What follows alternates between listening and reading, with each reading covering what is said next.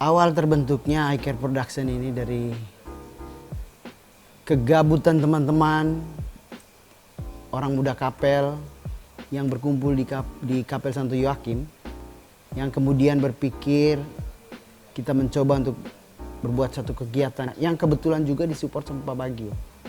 Nah, kemudian kita mulai, dan kegiatan-kegiatan itu sudah kita jalankan bersama Youth for Christ, Kongline dari seksi kepemudaan, Santa Anas Got Talent dari seksi panggilan, Urban Farming dari Panah Merah, dan WKRI cabang Santa Ana.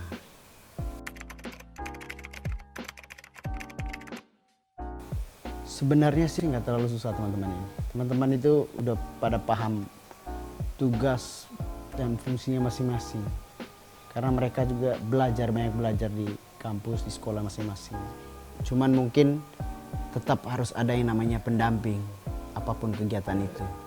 Harapan saya untuk teman-teman muda di luar sana, baik yang ada di Santa Ana maupun di mana saja teman-teman berada, mari kita bergandengan tangan, membentuk satu kegiatan, mencoba berbuat yang positif, yang berguna bagi sesama.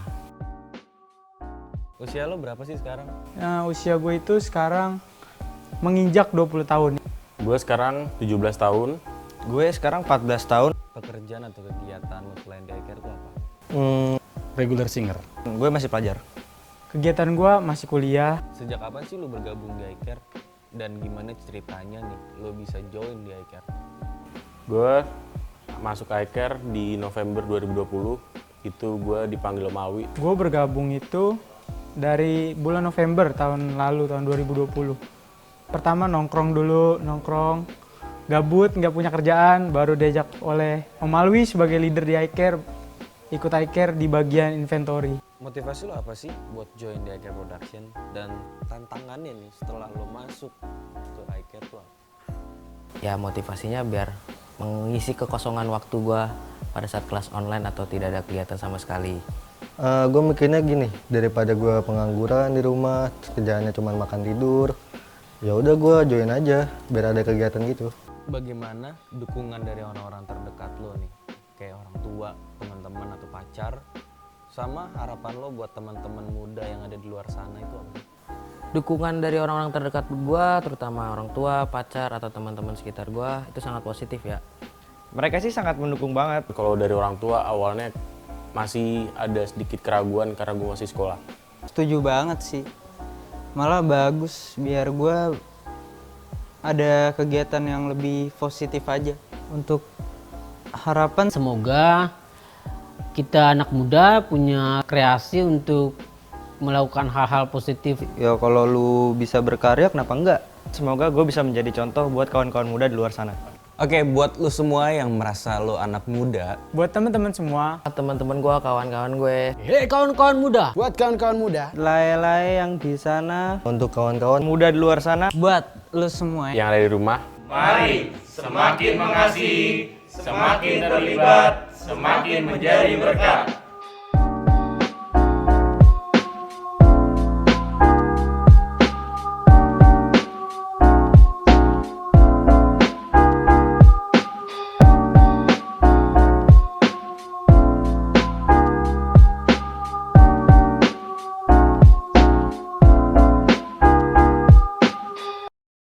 Ya, Bapak Ibu, hari ini kita akan belajar mengenai Zoom. Jadi memang untuk di awal-awal kita ada beberapa hal yang harus kita ngerti.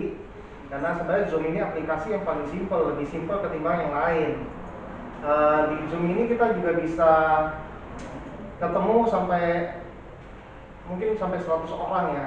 Nah, jadi di sini kita tinggal klik linknya, sangat simpel. Kita nggak usah masukin email, yang penting sudah download aplikasi Zoom. Jadi nanti tinggal klik linknya, di link itu nanti langsung arahin tinggal kita ganti nama. Di sebelah kanan, biasa sebelah kanan atas kalau kamera kita bisa klik tuh yang titik 3. Titik 3 ini kalau kita klik bisa keluar nih. Nah, di sini ada buat unmute. Nanti giliran mau ngobrol kita bisa unmute, kita bisa ngobrol. Di sini ada rename juga untuk ganti nama kita. Jadi nama sesuai dengan nama kita. Nanti kita juga bisa share juga ke teman-teman yang lain mungkin yang memang, karena gini, saya waktu ketemu dengan senior-senior yang lain, bukan di sini, bukan di lingkungan, yang mereka juga punya ketakutan sendiri untuk mau coba digital karena selalu bilang gaptek. Nah, jadi di sini bukan gaptek tapi belum tahu. Nah, kurang lebih seperti itu. Nanti saya juga akan ajarkan bagaimana sih kita bikin link Zoom meeting untuk kita sendiri. Cuman memang yang tidak berlangganan maksimal 45 menit. Gitu. Nanti setelah 45 menit keluar bisa masuk lagi. Oke Pak Rusli, selamat siang. Saya mau tanya, ini kalau seandainya sedang ada pembicaraan komunikasi antara orang, kan saya tidak enak menyela, tapi saya ada sesuatu hal penting yang saya mau tanyakan. Saya harus membuat tanda apa supaya tidak mengganggu pembicaraan orang lain? Demikian, terima kasih. Terima kasih Bu Ninin untuk pertanyaannya. Jadi di sini kita ada dua option. Option yang pertama kita bisa tulis di chat. Ini ada chatnya, tinggal tulis di chat apabila mau ngomong. Kedua reaction nih, di sini reaction kita tinggal angkat tangan nih. Jadi tinggal klik dua itu. Jadi nanti untuk hostnya pasti melihat seperti mereka akan periksa lah di chat. Begitu Bu Ninin klik pasti akan nongol notifikasinya. Kurang lebih seperti itu. Nah, jadi di sini di reaction ini banyak nih, ada tepuk tangan, ada jempol, ada hati. Nah, ini fungsinya untuk biar hostnya ataupun pembawa acara yang lain bisa tahu nih, bisa perhatiin, oh ada yang mau bertanya nih. Kurang lebih seperti itu. Awal mulanya ini memang yang saya pernah belajar dari luar nih, di coach di luar lah, karena memang kita anak-anak muda ini belajar mau sukses bagaimana. Jadi menariknya adalah coach ini mengajarkan balik lagi, salah satunya adalah ilmunya yang memuliakan makhluk Tuhan. Dan waktu itu saya mikir gimana sih cara saya memuliakan makhluk Tuhan. Nah, saya cuma berdoa, saya minta totalnya diajak meeting sama orang-orang lingkungan yang senior-senior, mayoritas senior. Jadi diajak rapat karena setelah sekian lama pandemi kita nggak pernah kumpul. Saya lihat nih anak mudanya cuma saya nih, kayaknya mau dijebak ini untuk suruh jadi ketua lingkungan. Nah, ternyata benar. Rusli aja deh, ini kan masanya anak muda nih, jadi Rusli aja jadi ketua lingkungan. Saya bilang jangan, saya belum punya pengalaman itu, tapi saya mau bantu secara digital. Oke, saya siap bantu. Kita punya acara arisan, memang acara arisan bulanan ini selalu ada. Biasanya kan ngumpul, dan ini tidak pernah ngumpul. Akhirnya kita coba dulu bikin acara arisan yang ngumpul secara online. Jadi satu hari sebelum hari H kita sudah bikin, coba latihan dulu Zoom-nya. Nah, Zoom ini kan memang kalau yang tidak berbayar kan 45 menit, 30 menit, 45 menit kan. Dan saya mikir ya udah, ini salah satu bentuk pelayanan saya ke Tuhan juga. Ya udah, saya langganan Zoom biar kita meeting ketemu tatap muka secara online pun bisa, tidak ada batas waktunya. Nah, Saya Ibu Heni Wijaya sebagai Ketua Lingkungan dari Lingkungan Benediktus Bintara Jaya. Sangat berterima kasih kepada warga saya, yaitu Pak Rusli, yang telah mengajarkan teknologi kepada kami warganya, yang mana di warga kami 80% adalah usia lansia dan 20% yaitu masih kaum muda. Tapi mereka sudah berkeluarga dan sudah banyak yang tidak tinggal lagi dengan orang tua. Maka kami warga Benediktus yang usianya sudah lansia semua tidak bisa menggunakan alat-alat teknologi yang canggih di masa sekarang. Saya Yusma Heni, biasa dipanggil dengan Bu Heni, koordinator wilayah dari Bintara Jaya. Saya juga mengucapkan terima kasih untuk kaum muda, khususnya Mas Rusli dari lingkungan Benediktus yang sudah menginspirasi kaum muda di wilayah kami dan juga khususnya di lingkungan Benediktus. Saya Rusli Sumarti, saya dari lingkungan Benediktus wilayah Bintara Jaya. Mari teman-teman, anak-anak muda, kita semakin mengasihi, semakin terlibat, dan semakin menjadi berkat untuk sesama kita. Terima kasih. Pada awalnya ketika pandemi itu dimulai kejadian, nah kita di lingkungan itu sebenarnya banyak lansia ya. Nah lansia itu bisa dibilang hampir mengisi di lingkungan kita ini sekitar 30%-an lebih. Nah, di situ sedangkan juga lansia juga yang justru malah lebih aktif ketika ada pertemuan, ada kegiatan-kegiatan lingkungan yang sering diadakan di lingkungan ini.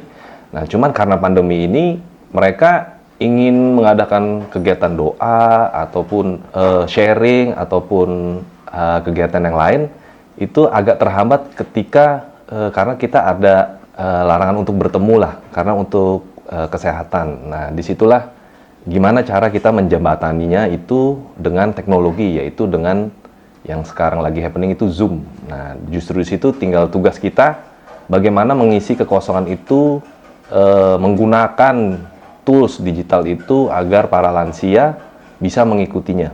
Jadi memang banyak hambatan-hambatan, kesulitan karena lansia bisa dibilang gaptek ya. Gaptek atau masih kurang mengenal teknologi itu. Nah, disitulah tugas kita, peran kita sebagai orang muda untuk mengajarkan mereka sehingga mereka bisa ikut berpartisipasi dalam kegiatan ini.